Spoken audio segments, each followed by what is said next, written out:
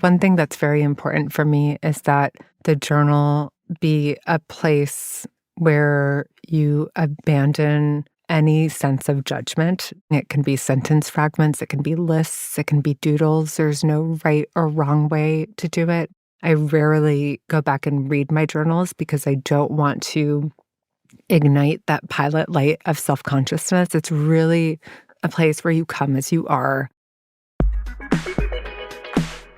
I'm Christine Cyr-Clisette. I'm Kyra Blackwell. I'm Rosie Guerin, and you're listening to The Wirecutter Show.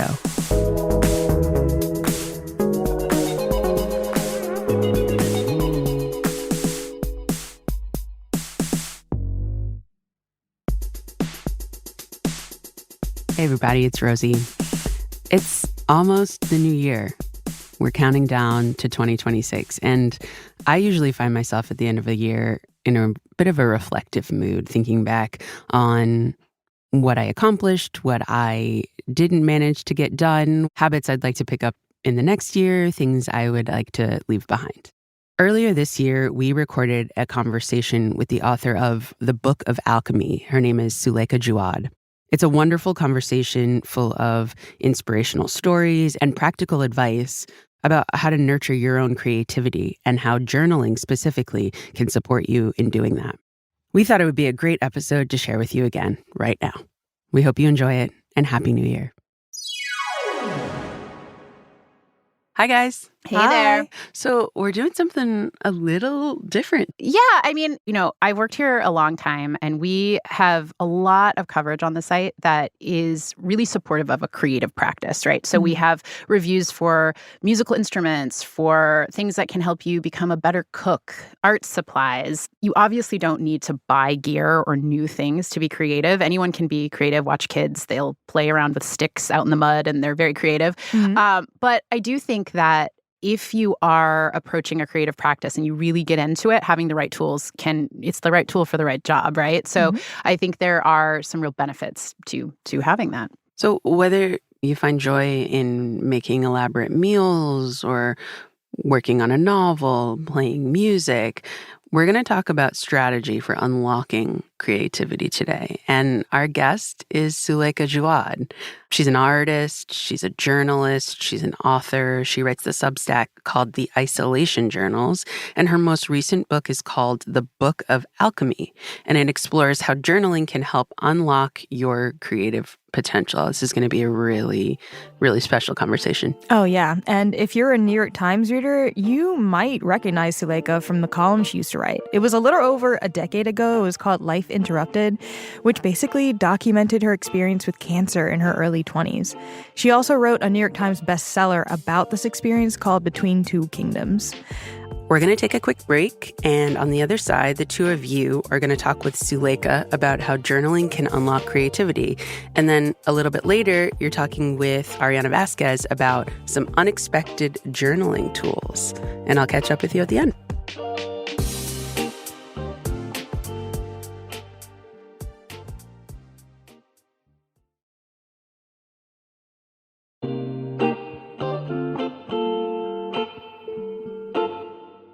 Welcome back. With us now is Suleika Jaouad. She writes the popular Substack, The Isolation Journals, and her most recent book is called The Book of Alchemy, A Creative Practice for an Inspired Life. Today, we're digging into how journaling can really help you become more creative. Suleika, welcome to the show. Thanks for having me on. We are so pumped to have you here.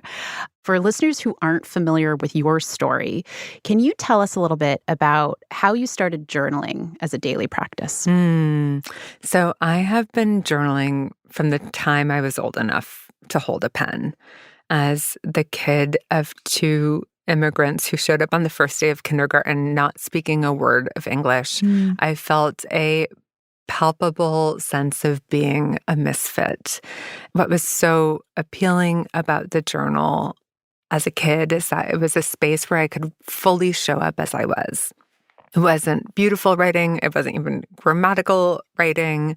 It was a place to put all of the thoughts and feelings swirling around in my head that I felt I couldn't really share out loud. And so the journal for me really felt like a refuge. But it wasn't until I got sick at 22 and was diagnosed with leukemia that the journal really became a kind of lifeline. I don't think it's an exaggeration to say that journaling saved my life.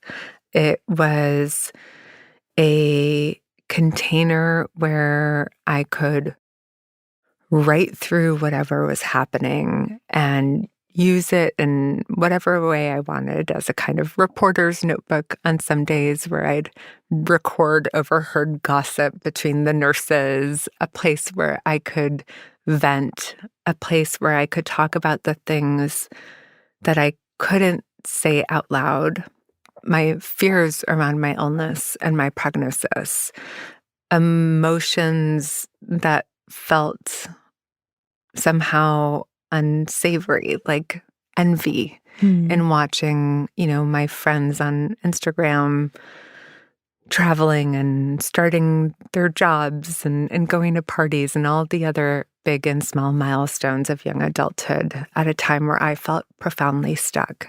It's just really interesting because usually when people hear journaling, they think it's childish. They think of the little notebook with the lock and the little hearts dotting the I's. The way that you mentioned in your book, like there's scientific research that shows that journaling can have a real impact on your on mental health and the benefit of it. So can you just kind of talk a little bit about that? Yeah. The history of journaling is a fascinating one. People have been looking to the journal since the beginning of time to record historical events, to record personal events, and there is evidence that shows the benefits of journaling. Everything from reducing anxiety and stress to even improving your immune system. But I know anecdotally, both in the context of my own life and a Substack I write called The Isolation Journals, the very real and, dare I say, transformational impacts of the journal on one's life. And that's why your Substack is so popular, is because people really felt a connection to you and what you were doing, right? Yeah, I started it in the early days of the pandemic, and the idea was to share this approach to journaling that I had cultivated when I was sick in the form of a 100-day project, one journal entry a day with a short passage and prompt for inspiration with a larger community. Because so much of what we were struggling with in those early days of lockdown felt familiar to me as someone who'd had to be in medical isolation, who couldn't leave my house. And to my great surprise, by the end of that first month, we had over 100,000 people from all around the world, Wow, of all ages, not only journaling individually, but also sharing those journal entries with one another. And what was so interesting about that project was that journaling didn't always look the way my journaling did. I am someone who keeps a kind of traditional journal, or has for much of my life, a notebook and a pen. But one of the very first women we heard from during the early days of that project was a mother from Minnesota who'd lost her 13-year-old daughter. And she decided that for her 100-day journaling project, she was going to use her daughter's old art supplies and make a visual journal entry every day of a memory with her daughter. And it became a kind of grief journal for her. And what she said that moved me so much was that it was the first time that, alongside, the immense, indescribable pain of losing your child, she, for the first time, was also able to access the joy of remembering her, of being able to commune with her in this kind of creative way. That is so beautiful. The isolation journals, this project, this 100-day project at the beginning of the pandemic, this is sort of the genesis of your new book. For listeners who maybe aren't familiar with the book, it is filled with these awesome essays from some very, very famous writers. You've got people like Gloria Steinem, George Saunders, you have Salman Rushdie, but you also have people that are not famous who have contributed essays to this book.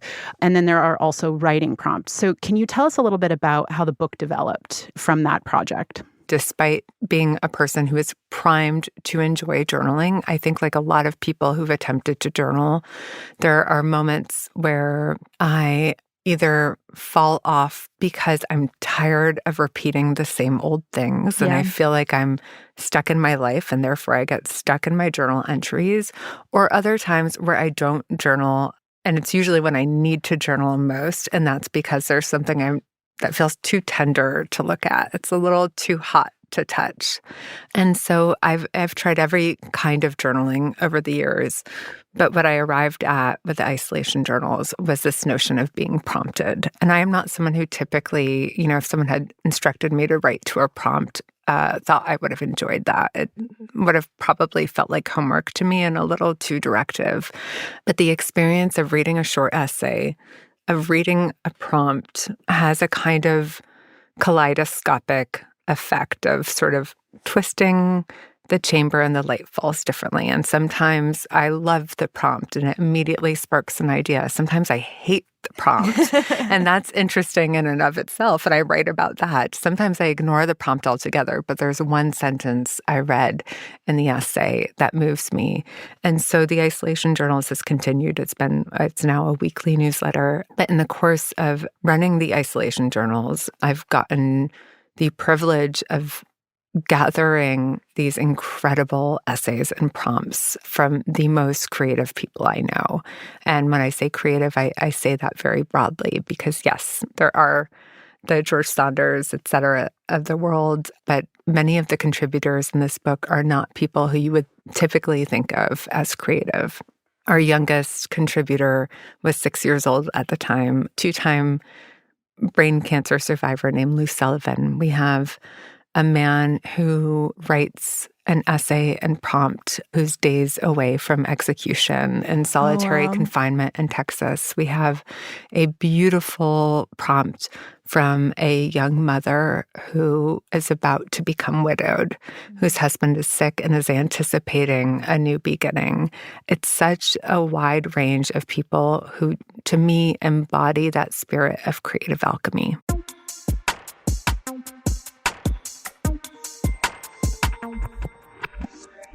I want to talk a little bit about something that you talk about in this new book, how the act of journaling has this ability to heal creative wounds. Can you talk a little bit about that and maybe some specific examples that you've seen maybe in the people that are involved in the Isolation Journal community or who've just responded to you personally? Yeah. So my husband to me is John, who I met at band camp when I was 13. But now to the rest of the world, he is John Batiste, who, I'm obviously biased as a brilliant musician. I think there's no dispute that he is a brilliant musical musician. genius. Musical genius and brilliant person, full stop. And I dedicated this book to him because in some ways I think he was my first teacher in the idea of creative alchemy. He's also one of the contributors in the book. But when I was 22 years old and I found myself here in New York City, stuck in a hospital room for about 2 months, John, who was an old friend from band camp, learned that I was sick, and he ended up showing up with his entire band, unprompted, unannounced, at my hospital room door. And right there in my hospital room, he and his band began to play. And as the sound of the tuba and the melodica and the saxophone filtered out into the hallway, patients and doctors and nurses started to poke their heads out and to come around my room in curiosity. And everyone began to clap their hands and to dance and sing. Now, oncology wards are not joyous places, I think it's safe to say. They're typically musicless places, but in the place of the beeping IV poles and the wheezing of monitors, John transformed what was an incredibly grim and difficult day into the most joyous of second lines. And I think witnessing that led me to start to think about how I might enact my own experiences of creative alchemy. And for me, that's always taken place in the journal. And so I've gotten to witness so many people doing that in their own ways. One of my favorite early community members of the isolation journals is a man named Charlie Greenman, who was in his 80s, had never journaled before, didn't really think it was for him, and has become one of our most ardent, active members of the community. And he loves journaling. He says that, the way he described it, he said, it feels like an adventure and I have no idea where it's going. But the best thing is I don't need to know. You're also a really creative person in other ways, too. You paint, you have other creative practices. Do you find that journaling kind of speaks to those other creative practices? Like I find, for instance, if I meditate in the morning, I tend to have a better, calmer day and everything seems to connect a little bit better. Do you have a similar experience when you journal? Absolutely. I feel like I am made of chaos until I put pen to paper. I'm someone who doesn't quite know what I'm feeling or how to even begin to untangle my thoughts until I start to write them down. Mm-hmm. And like one thing that's very important for me is that the journal be a place where you abandon any sense of judgment. It can be sentence fragments, it can be lists, it can be doodles. There's no right or wrong way to do it. I rarely go back and read my journals because I don't want to ignite that pilot light of self-consciousness. It's really a place where you come as you are. Whatever comes out is great. I do it for as long as I want or for 30 seconds, if that's all I have, as long as I do it consistently. And I do think that it has informed every aspect of both my creative work and my life. 3 years ago, found out that the leukemia was back, was going to have another bone marrow transplant, went into the hospital, and I was like, I've got this. I brought like 6 journals. I had my medical journal, my reporter's notebook, I had my personal journal. And my vision was temporarily impaired for a couple of weeks, and I wasn't able to journal. And so I started keeping a visual journal. I'm not a trained painter, and started using watercolor. And I have become obsessed with painting. It is a whole new creative language that I certainly would never have stumbled across without the act of keeping a journal. And I think that, to me, is what keeps it endlessly enlivening and interesting, is the ability to write without any goal or outcome in mind, where you get to follow the thread of your intuition without knowing where it's going to lead. And that kind of stream of consciousness, to me, is so important in getting to the truth beneath the truth beneath the truth, and just taking a small moment to take a deep breath, to sit down and to write my way back to myself.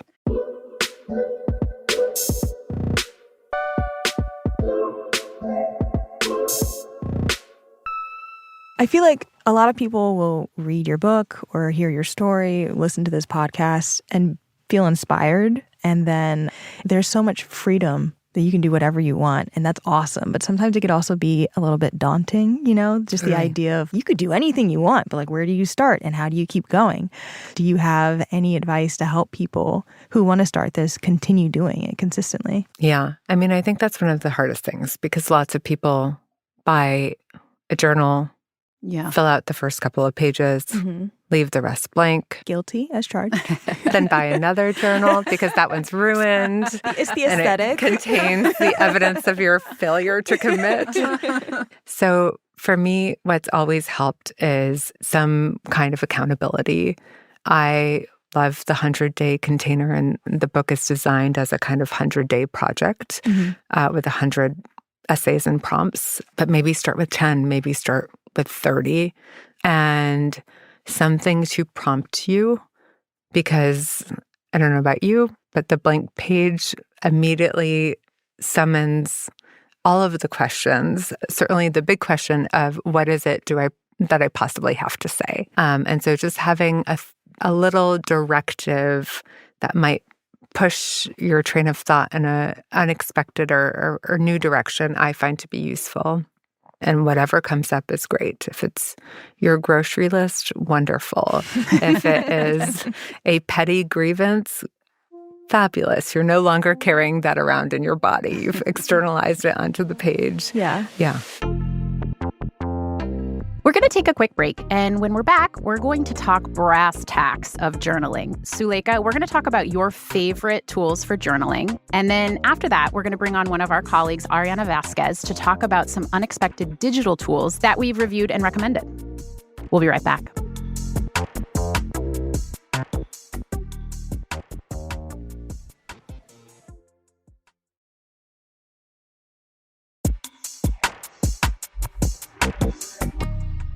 Welcome back. We're here with Suleika Jaouad, author of the book of Alchemy. So earlier we talked about how adopting a journaling practice can help you unlock creativity. And now we're going to get into some of the practical details. So Suleika, because this is a Wirecutter podcast, of course, we have to discuss your gear. So you are a pen and paper person, right? You have to handwrite. I am a pen and paper person. Mm-hmm. You do whatever works for you. I personally can't resist the backspace bar. Oh, me too. And so in order to not self-edit, the inkier the pen, the better. I actually use a fountain pen, a Lamy pen. Wow. And I like the feel of palm on paper. And I'm less likely to scratch things out or to start over. Do you have a favorite paper that you use? Because if you're using a fountain pen, what's your paper of choice? Yeah. Okay. Is it like an old wrinkled scribe? Yeah, exactly. I make the paper by you make it by hand. You mash it up. I have a collection of journals. I love a drugstore composition book from a country. If I'm visiting a new country, I have, my look terms and my moleskins. I'm really not precious about the actual journal itself. Right now I'm using a Luke term, and I like the Luke term a lot. They have really nice soft paper. I mean, it's like very, very, the texture of the paper is really lovely. They have like this acid-free ink bleed-proof paper, which is especially important with the fountain pen. Sounds like it. Yeah. Well, I actually want to get back into your ritual of journaling. Do you always do it at a specific time? Are you outside? What does your physical setup look like? How do you get into your journaling habit? So, we talked about accountability as something that I find to be important in order to do it consistently. But I also think folding it into a non-negotiable part of your routine is important. So for me, perhaps the only non-negotiable part of my routine is my first cup of coffee. Like nothing else is going to happen until I have that first cup of coffee. And so that's when I journal. Okay. Different times I would journal in the 5 minutes it took for my French press to steep. And then I would keep journaling. But it's usually around my first cup of coffee. My other non-negotiable part of my routine is walking my dogs. So I'll do it when I get back from walking my dogs. But I think, the most common thing I hear is I don't have time to journal. And to anyone who says that, I would suggest that they look on their phone at the number of hours they've spent on their social media app of choice. What I would say is that you make time for the things that you value and that are important to you. And so one thing I really try to do for myself is to lower the barrier to entry. I don't adhere to a page count or certainly a word count. My feeling is if I show up, even if it's a couple of sentences, that is more than enough. I'm much more interested in the consistency of it. Because in the act of being consistent, especially if I'm not making it too complicated, I'm more likely to return and I'm more likely to reap the benefits of it in a way that does make me prioritize it. Is there anything else that you use in your creative practice beyond pen and paper that helps kind of support your journaling practice? So I love ritual, and I'm always designing and redesigning little rituals for myself. So I love a candle or some incense or something. Typically when I journal, it's curled up on the couch with my coffee, with my dogs and some kind of a candle or something. Do you have a favorite candle right now? Oh my gosh. Okay, you're asking I am obsessed with Le Labo's Santal. I'm going to get it wrong. Santal 26. It's woodsy, but it's not overpowering. It kind of reminds me of an incense that my parents burned. I think that's why I like it so much. And it lingers for a long time. So I love that candle. Other things that I use that kind of get me into a creative mode is watercolor. I've been keeping a visual journal in addition to a written journal, and that can be a doodle. It can be one swatch of a color. I've been really excited to sort of expand my earlier definitions of journal and to see how that kind of shifts the way that I think and the way that I then move through my day. The other thing I have on my desk are stacks of the journals of some of my very favorite writers. And I find that to be really inspiring. That's awesome. Do you have any particular ones that you're loving right now? Well, I'll tell you the ones that I always have on my desk. Susan Sontag's journals, Virginia Woolf, Audre Lorde's The Cancer Journals. I love Frida Kahlo's journals because they're a kind of hybrid of writing and painting. Sylvia Plath, because she's actually so delightfully funny and wicked. I think I'm just fascinated by how people write and think when they're not doing it with an audience in mind. Thank you so much for joining us, Suleika. Thank you.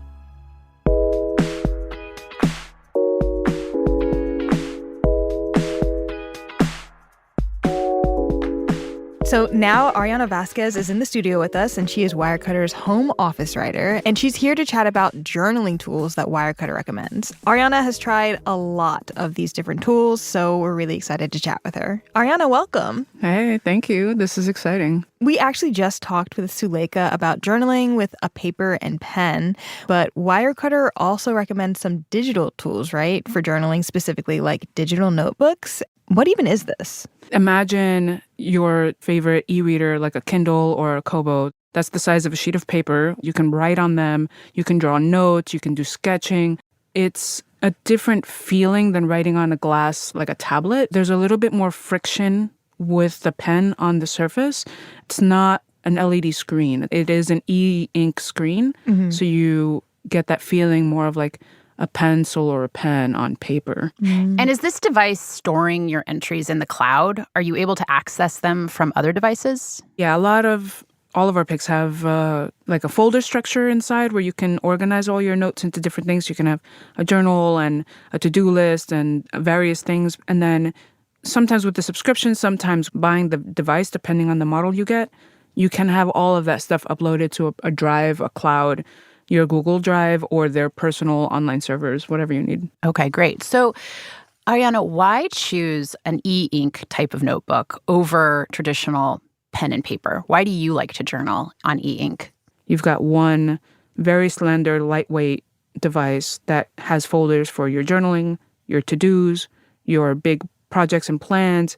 All of our picks have an app of sorts that has an art space, so you can do your pencil sketches or your arts or do your doodles. While, digital notebooks are not indestructible, if your notes are backed up to the cloud and your water bottle opens in your bag, you haven't lost all of that the same way that you would if your notebook got wet and you didn't get a chance to wipe everything down really quickly. Right. You brought one into the studio. Can we see? Yeah. This is the Remarkable, which is a pick. I like that name. And yeah, it is pretty cool. Can you describe what this looks like? Imagine a really thin composition notebook, like a notebook where most of the pages have been ripped out and it's maybe only like a quarter of an inch thick. And then it's got a lock and an unlock. And then when you unlock it, it's just a really simple user interface with all the notebooks that you have. You can hit a plus sign and open a quick sheet, for example, and that's essentially like a little art space. So if you wanted to draw on it or... And it's got a pen attached to it the way that like an iPad would too. Yeah. Okay, I'm actually really surprised at the way that this feels to write on. I'm also a pen and paper person because I'm very tactile.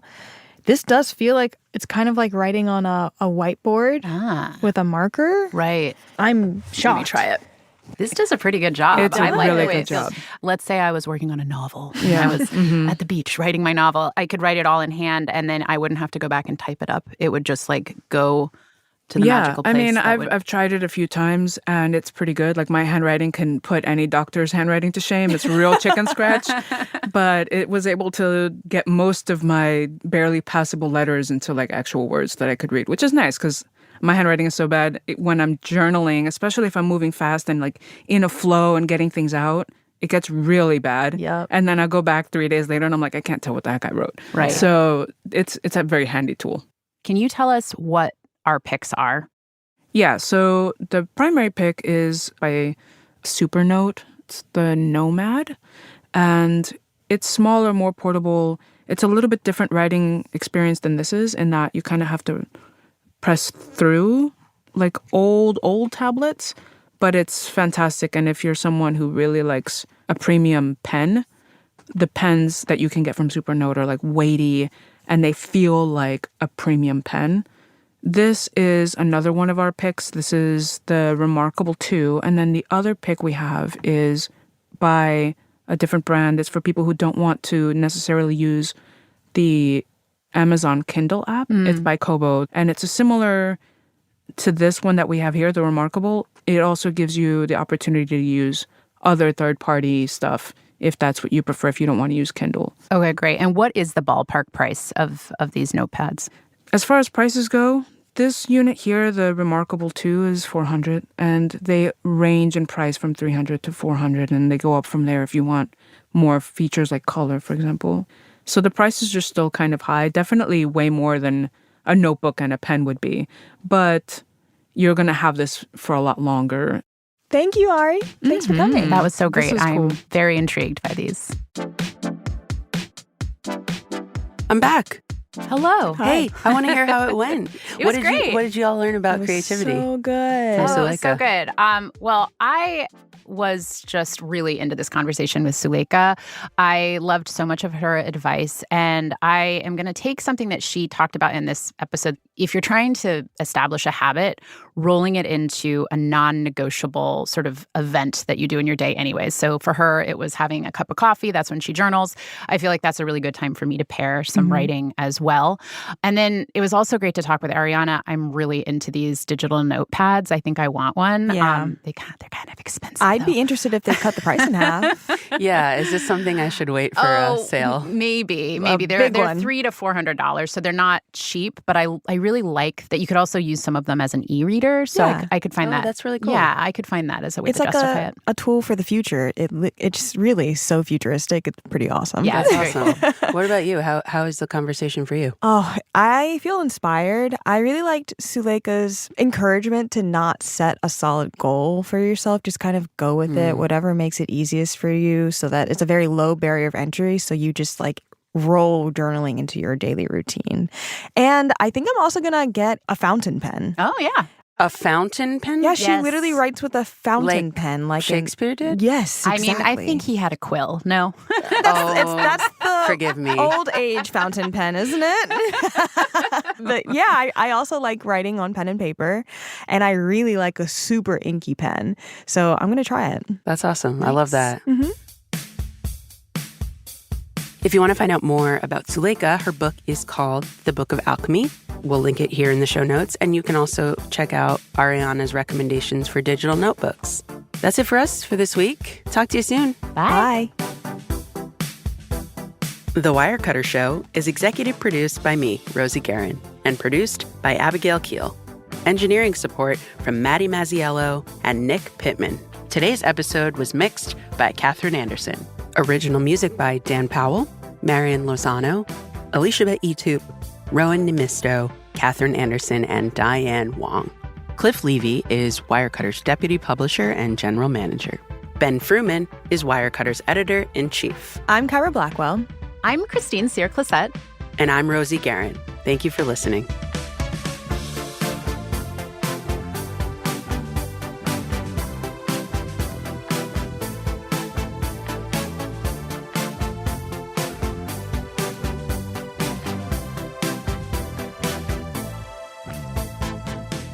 Great. Great. You know, I can't resist. I started saying that now. I realize Great. it just rolls off the tongue. Yeah, it does. Rosie always goes great when we're done.